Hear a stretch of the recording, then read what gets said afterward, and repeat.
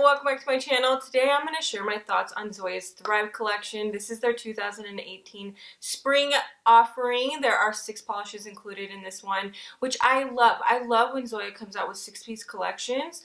I kind of feel like 12-piece collections from any brand seems a little bit excessive to me, but we're not here to talk about that. Like I said, there are 6 polishes. You can find these on Zoya's website. Perhaps you can find them in your local Ulta. I know my Ulta is not good at that, so I would definitely recommend just going to Zoya.com and, you know, sticking around and waiting for Zoya to come out with sales, because they always do. They have a sale like every other month. So if you're interested in these, there might be a sale right around the corner. So the first one is Darby. Darby jumped out at me immediately because when I saw it, it reminded me of, check out the old geysers from OPI, which was a part of their fall collection in 2017. And they are very, very similar. However, there are some differences. Darby is not only darker, but the formula is better. This is one that you can get opaque in one coat if you do a thick enough coat. However, I did too because I like the control that I get when I do thinner coats.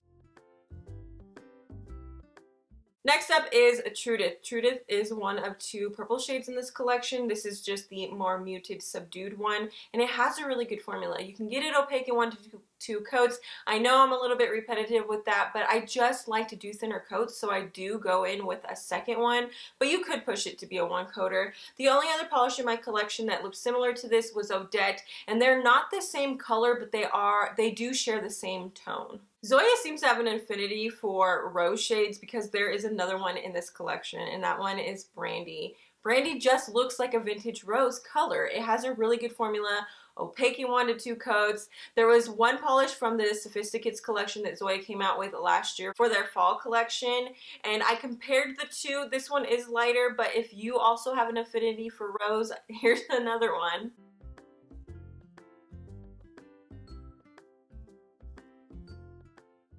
My favorite from this collection would have to be Monroe. I love this color, and there's no other polish in my collection from Zoya or any other brand that I felt would dupe this one at all. It has a really good formula, and once again, opaque in 1 to 2 coats.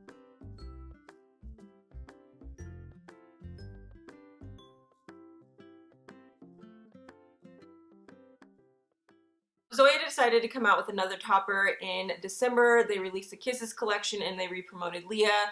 They came out with the Bridal Bliss collection, which was just filled with re-promotes, and in that it also included Leah. Well, they decided to come out with a new one, and that is Liesl. Liesl is just, it's so different from Leah, but it has a very similar formula to it. So if you have Leah and you appreciate that formula, Liesl is the same. I went ahead and did 2 coats on my bare nails, but when it came to topping off Monroe, I just did 1 coat.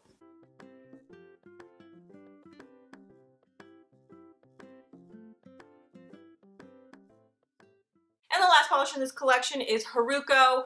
I was trying to find another polish in my collection that would be similar to this, but I really don't have a lilac purple in my collection that has this type of sheen to it.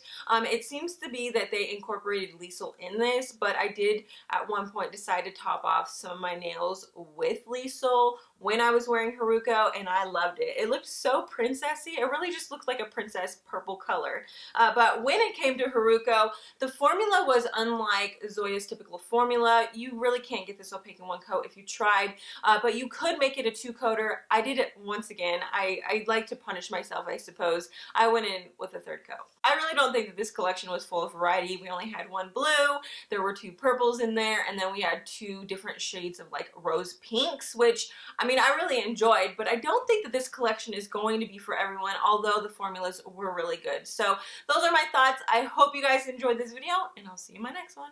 Bye!